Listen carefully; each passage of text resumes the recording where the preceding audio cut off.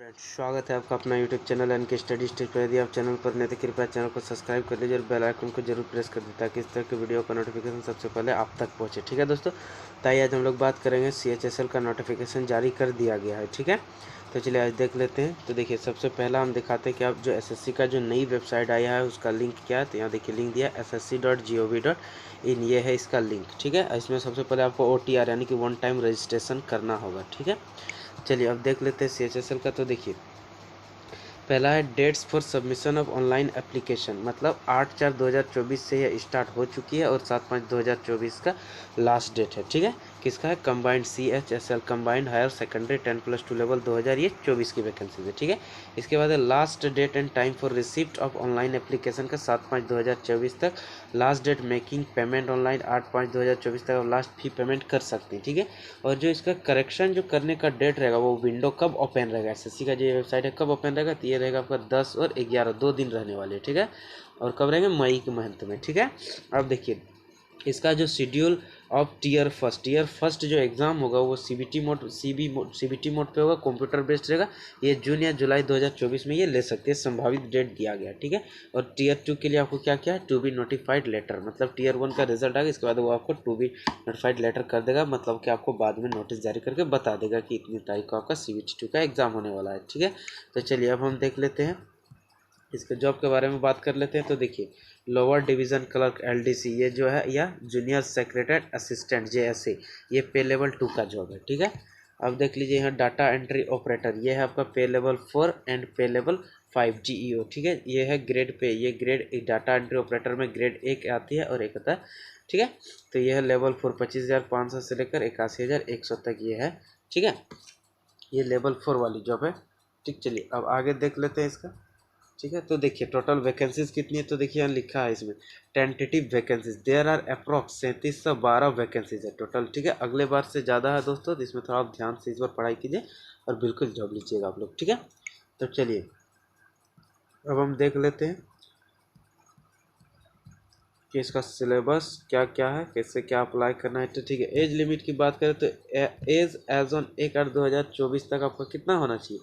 With provided इतना 18 साल होना चाहिए। 1/8/2024 तक आपको 18 साल होना चाहिए और मैक्सिमम 27 साल। ठीक है, तो चलिए ये हो गया। ठीक है, अब चलिए हम बात कर लेते हैं इसको अप्लाई कैसे करना है, क्या क्या प्रोसेस है, क्या क्या ID मांग रहा है, इसका सिलेबस क्या है। ठीक है, चलिए तो वो सब हम लोग क्या करते हैं, डिस्कस कर लेते हैं।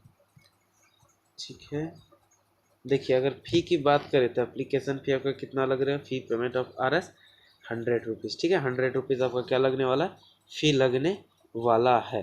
ठीक है, और यहाँ देखिए क्या बोला है, SC ST और personal with benchmark disability and ex serviceman eligible for reservation are exempted from payment of fee.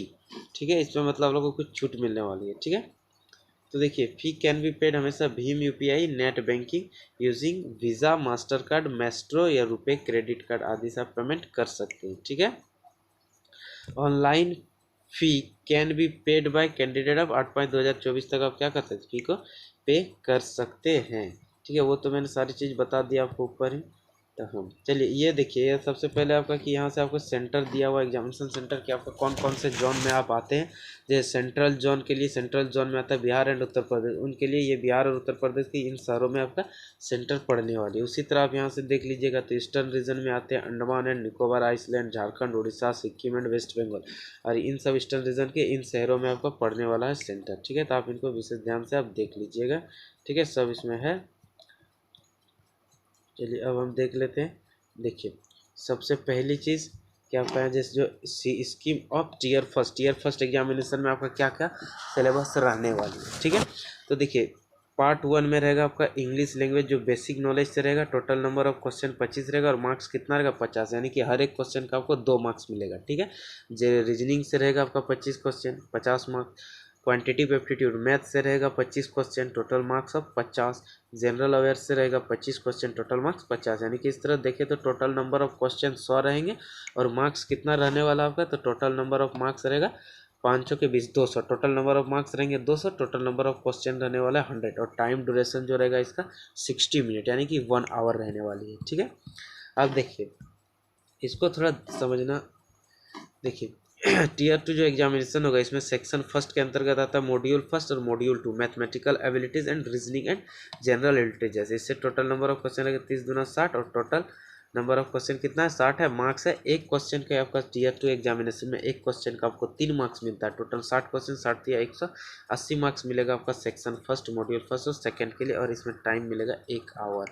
ठीक है, अब देखिए इसमें सेक्शन 2 और मॉड्यूल फर्स्ट इसमें आता है इंग्लिश एंड लैंग्वेज कॉम्प्रिहेंशन और जनरल अवेयरनेस। मॉड्यूल 2 से इंग्लिश से रहेंगे 40 क्वेश्चन और जनरल अवेयर से 20 question, total 60 question. Total number of कितना हो जाएगा 180। ठीक है, सेशन फर्स्ट 2 आवर 15 मिनट का टाइमिंग आपको मिलने वाली है। ठीक है, अब देखिए अब सेक्शन थर्ड में module first computer based knowledge रहेगा।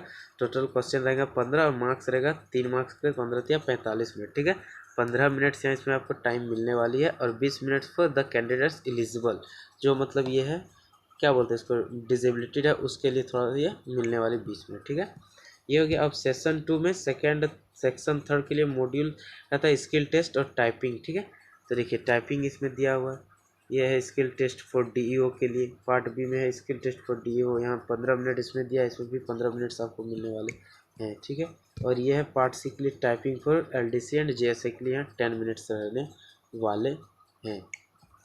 ठीक है, ये थी इसकी सिलेबस की जानकारी। ठीक है, अब देखिए अब हम बात कर लेते हैं यहाँ से। देखिए क्वांटिटेटिव एप्टीट्यूड में जो रहने वाला वो मैथ से क्या रहेगा, number system, fundamental arithmetic operation रहेगा, अलजेब्रा रहेगा, जियोमेट्री रहने वाली, मेंसुरेशन है।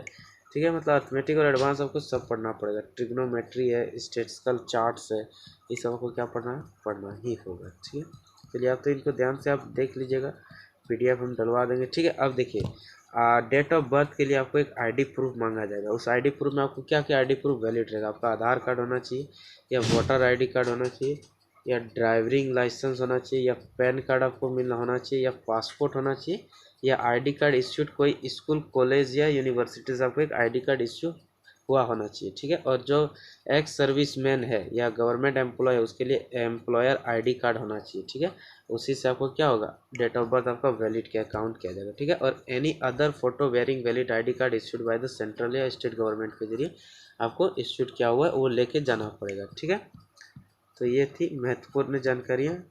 ठीक है, थैंक यू दोस्तों, मिलते हैं नेक्स्ट वीडियो में।